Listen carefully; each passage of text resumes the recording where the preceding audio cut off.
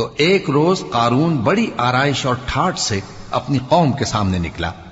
जो लोग दुनिया की जिंदगी के तालिब थे कहने लगे कि जैसा मालूम मता कारून को मिला है, काश ऐसा ही हमें भी मिले, वो तो बड़े नसीब वाला है। और जिन लोगों को इल्म दिया गया था वो कहने लगे कि तुम पर अफसोस, मोमिनों और नेकुकारों के लिए जो सवाब अल्लाह के यहां तैयार है वो कहीं बेहतर है और वो सिर्फ सब्र करने वालों ही को मिलेगा।